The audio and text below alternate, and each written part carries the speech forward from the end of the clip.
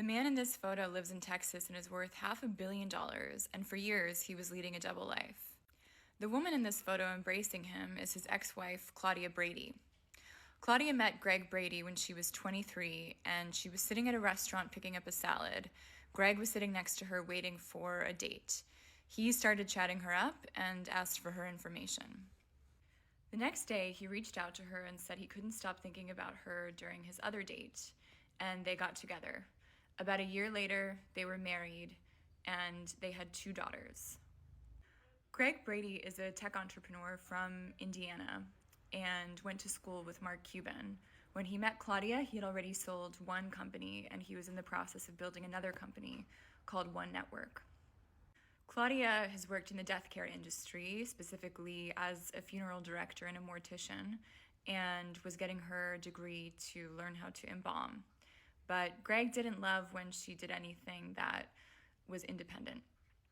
Greg had a yacht called OneNet, named after his company, One Network. Claudia had been on the yacht many times, but a lot of times Greg would just go out on his own onto the yacht, and she wasn't quite sure what was going on, though she could track it to various places like Belize and Panama and Mexico. One day, Claudia accidentally got a message from Greg's secretary with travel arrangements for a number of different women. And that is how Claudia found that Greg was very active on the website Millionaire Matchmaker. When a woman use words like, I want a provider, a protector, I don't want to do no 50-50 with no man, what she's asking for automatically is she wants a bigger servant. Go and get a job or start a business, make money, take care of the house, and take care of her. That is all she wants. When a man use words like, I want a submissive woman, a woman that will follow my authority, what he's asking for indirectly is he wants a bigger fool. What is a bigger fool? Anything he does outside of that house, sleep with multiple women, have this affair, have that affair, have so kids, as long as he doesn't come home with a disease, you act like you don't see it. That is the expectation. Now, a long-term relationship like 40 years, 60 years, believe me, my love, it is the combination of a bigger fool and a bigger servant. Now, society is teaching women that you don't have to be a fool to know man, to know man. As a matter of fact, you will know this, that society is pushing that ideology. When you go to the courthouse and you experience divorce of a man and a woman, only one set of people are being held accountable for their shortcomings, and that is men. Women, no. You don't have to be a fool to know man. You are a woman. Now, men are flipping the script. A man does not want to be a bigger fool to no woman. This is where the 50-50 comes in. Now, the top echelon, the middle, and the lower bottom, they play by different set of rules. The bigger percentage of women they think that they can do well with a man that comes from money. Now, this is one thing that society is not teaching ladies, and I think I should talk about it. People who come from money, they don't go to prison. Would you believe this? Irrespective of their crime, they don't go to prison. If you ever see a rich man goes to jail or goes to prison, it's not from money. He probably comes from the bottom of the middle class and he became wealthy. You get my point? A very good example of a poor man that has money, yes, is Andrew Tate. Andrew has money, but Andrew is not from money. That's the reason why he has problem with the law. But that's a conversation for another time. Ladies, you need mentors that are women that are doing well in a relationship with a respectable man. You get my point? Like, she's in a relationship with a successful man. You want those women to teach you how to handle their frame in the masculine world. If not, you will be swayed away. The bigger percentage of people that come from money, they don't have integrity. and their worldview is completely different. I think I should say this to you. Do you get my point? You need to know how to put yourself in you need to know your place in this world. You have to. There's no way around it. You need to know your place, know how to carry yourself.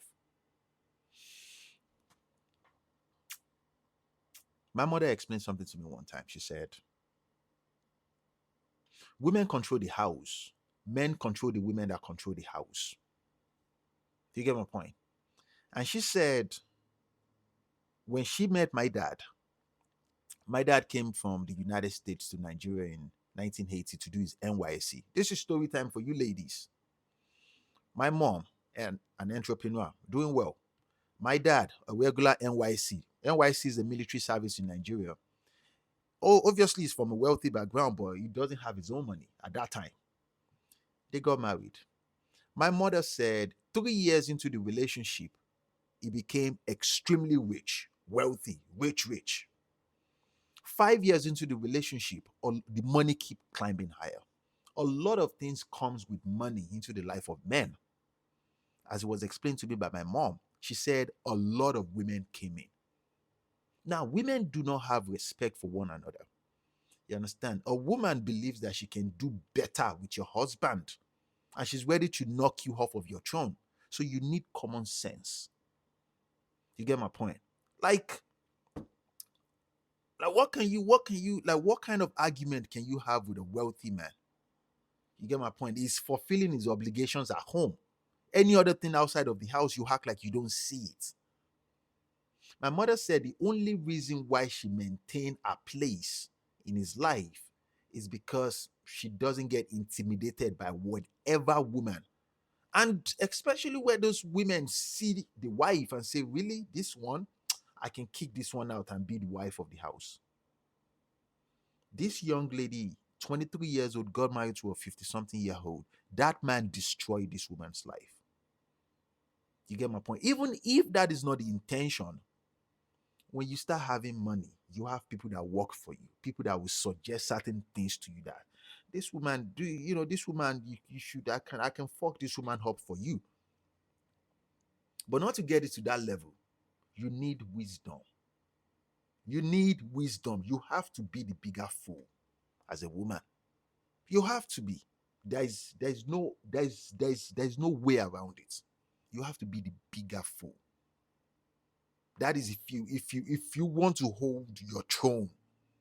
You get me? You can't be swayed by everything you see. You can't always panic and start crying. Oh my God, oh my God. A victim mindset with a wealthy man, they don't go together. You get my point? Because he's fulfilling his obligations at home. You get me? No, I do. Oh my God, he cheated on me. He cheated on me. No, he did not. Keep working on yourself. Like, this life is for those that have wisdom. If you have wisdom, you will do well. You will do well. Your days will not be numbered. You will have good health and your throne will be maintained. Now, for men, if you want to be in a relationship with a bigger fool, my good man, you have to work hard. You get me? Double your hustle. A lot of men are struggling financially. They want the bigger fool. But you want the bigger fool to just not have a say where she's paying bills. Think about it now. For a woman to be the bigger fool, my guy, you're the one taking care of the bigger percentage of the bills. Don't let me lie to you. This is real life, man. You get me? If you want to take, you have to know how to give. And you have to know how to give ransomly. Give well before you take. Be well.